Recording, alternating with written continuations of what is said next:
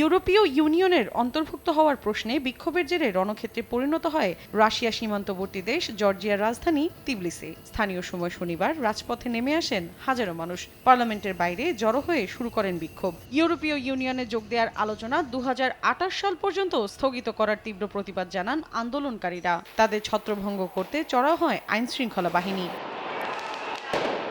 চলতি বছর ২৬ অক্টোবরে অনুষ্ঠিত পার্লামেন্ট নির্বাচনে ব্যাপক অনিয়ম হয়েছে বলে গেল বৃহস্পতিবার ইউরোপীয় পার্লামেন্টে একটি প্রস্তাব পাস হয়। এতে আগামী এক বছরের মধ্যে আন্তর্জাতিক পর্যবেক্ষকদের উপস্থিতিতে জর্জিয়ায় আবারও নির্বাচন আয়োজনের আহ্বান জানানো হয়। পাশাপাশি দেশটির প্রধানমন্ত্রী সহ কয়েকজন কর্মকর্তার বিরুদ্ধে নিষেধাজ্ঞার প্রস্তাবও করা হয়। ইইউ পার্লামেন্টের এই প্রস্তাবের পর জর্জিয়ার ইউরোপীয় ইউনিয়নে যোগ দেওয়ার আলোচনা স্থগিতের ঘোষণা দেন দেশটির প্রধানমন্ত্রী কোভাখিৎজে। ইইউ এর কাছ থেকে কোনো রকম আর্থিক সহায়তা নেওয়া হবে না বলেও জানান তিনি।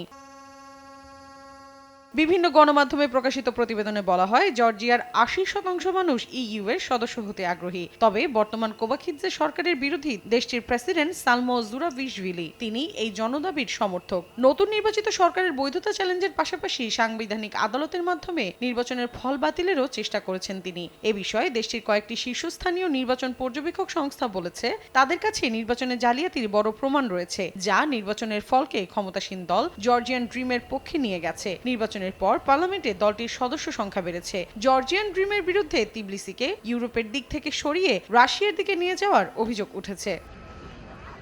মৌসুমী সাথী, সময় সংবাদ।